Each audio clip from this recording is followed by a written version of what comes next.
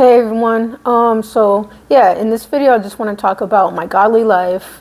The verse in Romans 1 that supposedly talks about homosexuality, but if you read the Greek to the English, which I'm going to read to you in this video, it does not talk about homosexuality. And the other thing I want to talk about is how my life is a little bit similar to Jesus. I do a lot of things that Jesus did that, the other religious people didn't do. And then I'm going to talk about Sodom and Gomorrah and how it also wasn't about homosexuality. All right, guys, here we go. All right, so in my godly life, I work 60 hours a week. I have 2 days off. On one of the days, I'm sleeping. On the other day, I'm at a friend's house or I'm relaxing at home. I don't drink, don't do drugs, don't smoke. I'm single. I don't even cuddle other people. Of course, I'm not even having sex. But I spend a lot of my time, I'm praying, I'm doing prophecies, I do spend time with God. Ever since I realized that I am one with God, my awareness and my consciousness vastly expanded. So that's my relationship with God. That's how my entire life healed. The other thing I want to talk about is, yes, I do have some gay friends. As you guys saw, I went to Pride, so I was able to hang out with some of my gay friends. And just like with Jesus, he hung out with the woman at the well, and he knew that she had 5 divorces, and then she was living with someone that she wasn't married to. And she's like, what, are you going to judge me too? And he's like, not the Messiah. Not the Messiah. The Messiah wouldn't. So Jesus was there talking to the woman at the well when everybody else would be judging her. Just like I'm hanging out at Gay Pride when all the other religious people, all they could do is judge them. That's how my life is parallel to Jesus. Now, no one in this entire world probably lived a better life than Jesus. So I'm still, of course there's still things every single day. I am growing more and more like Jesus every day. All right, so the next thing I want to talk about is I'm demisexual, so I'm not even gay. So demisexual means you don't experience a sexual attraction to other people. You go for personality and the connection, romantic connection. The connection just has to be there. And that's one of the most pure relationships that I could even think of. Imagine, when you're 10 years old and you hang out with your friends and you're like, oh my God, I love my friend, because we have this connection and stuff. That's how it is with me and my relationship. So I seek out that connection, which, that could be with a guy too, maybe one day. But it's really hard for me to find a connection with a guy because every time I meet a guy, he's like, oh, you're so pretty. And then there's no conversation. The conversation's dead because the only thing he's thinking about is how pretty I am and how he wants to sleep with me. I'm like, how am I going to have a relationship with a guy or gain a connection with a dude if that's all he's thinking about? And I'm not going to just want to go sleep with someone. That's just not how I am. So, yeah, so demisexuality, yeah, it's one of the most pure relationships out there. It's looking for a genuine connection. I want to find my best friend. It's like somebody who wants to just find their best friend and find somebody that I could also have an intellectual conversation with too. So I've met an amazing, guy before. He was all cute, cheesy, romantic, all that stuff. But then he wasn't even working. I don't even think he had a job. And I'm like, wait, why should I work 60 hours a week, do my research for 40 hours a week, do YouTube videos, do spirituality, do my prophecies, live a purpose-filled life, do all these things, help other people. And this guy literally just sits at home, doesn't even have a job and doesn't do anything. Well, I'm not going to want to be with someone who isn't living, that purpose-filled life, going after things, who isn't like, ambitious, stuff like that. Like, why should I be working super hard? And, the person just sits there and does nothing. And then, he's like, well, good luck finding a workaholic. And I'm like, well, I'm not looking for a workaholic. Even if you work minimum wage, working 40 hours a week, I think that's the bare minimum. Like, work 40 hours a week, minimum wage. And then also, like, doing something purposeful. Like, what's your purpose? What's your passion? What do you want to do?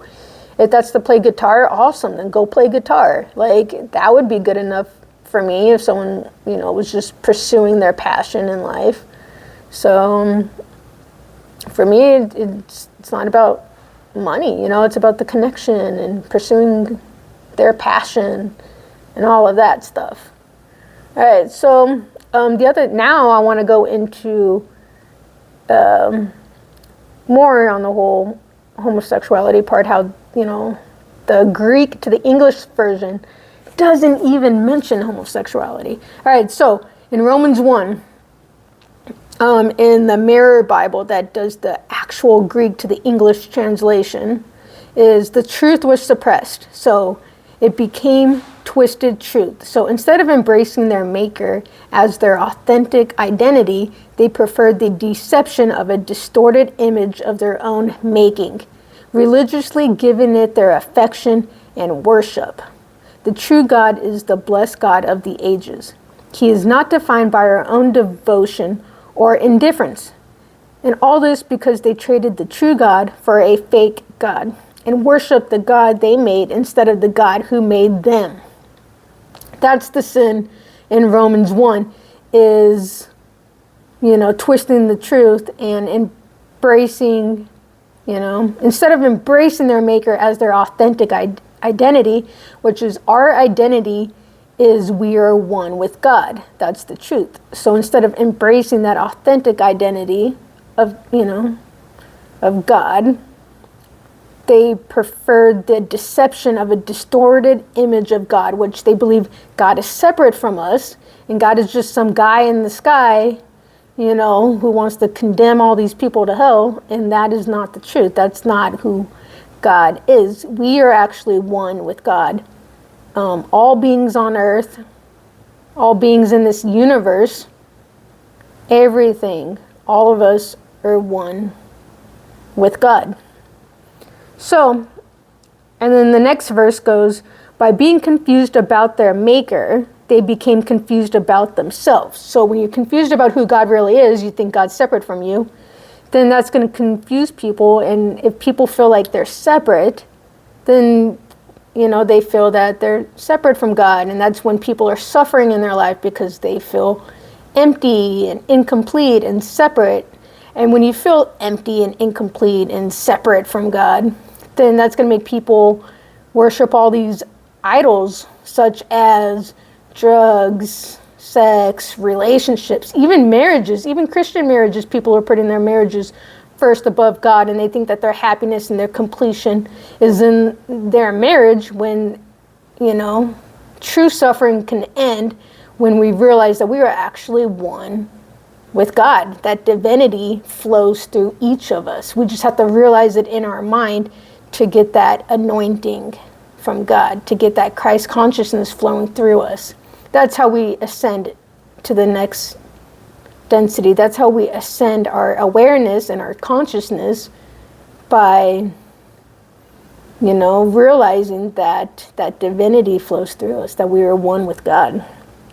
All right, so by being confused about their maker, they became confused about themselves, which is, you're confused about yourself, you're worshiping all these other idols, you're doing everything to fill the emptiness and the hurt and the pain in your life.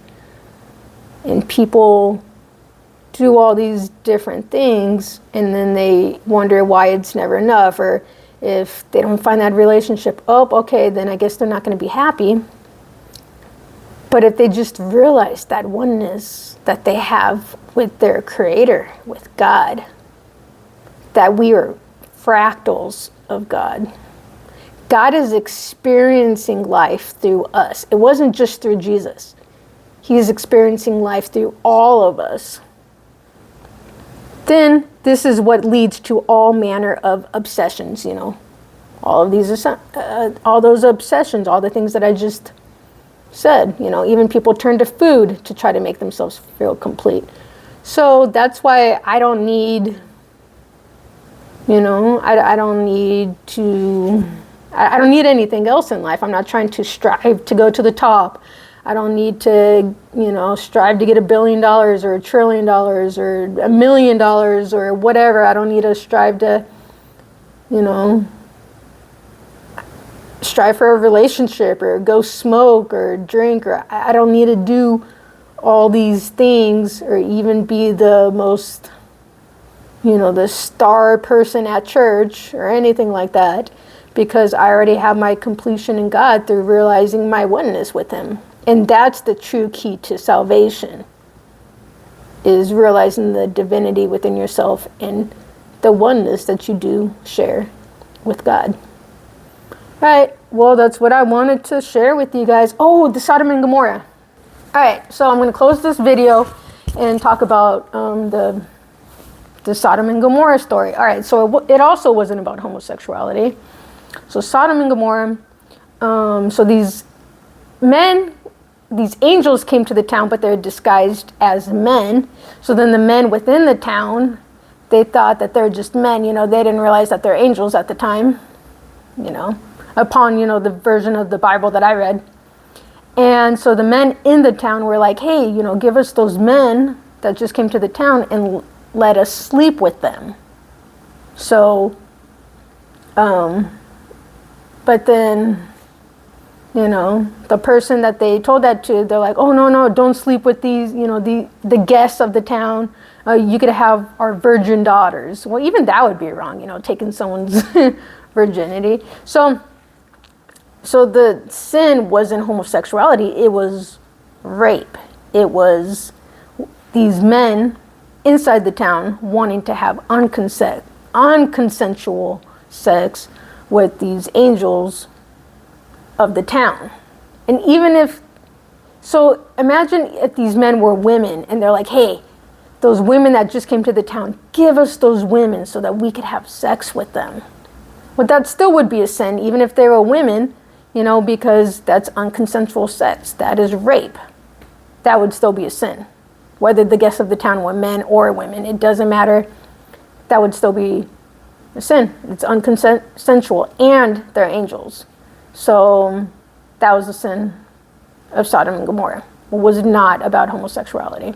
And I just read Romans 1, where the sin is believing that you're separate of God and believing that God is just some God in the sky and you're always going to be separate from God. That's a lie. That's not the truth.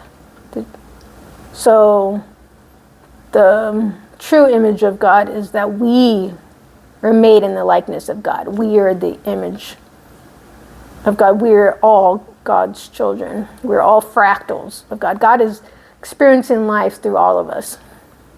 So we have that divinity of God. Just like Jesus was able to experience that oneness and that divinity with God. That's why he said, I and the Father are one, because he realized his oneness with God. All right, guys. Glad I was able to clear that up. Homosexuality is not a sin. You know, so it wasn't even mentioned in Romans 1 if you read the original Greek. And God holds no records of wrongs, and he holds no records of sin. He doesn't hold our trespasses or our sins against us. He just doesn't, because in heaven, everything's perfect in heaven.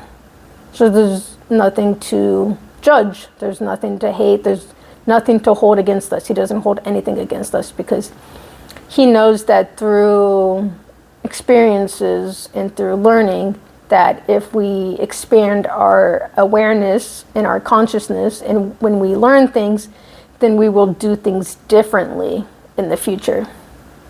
So he knows it's all just a learning process here on earth.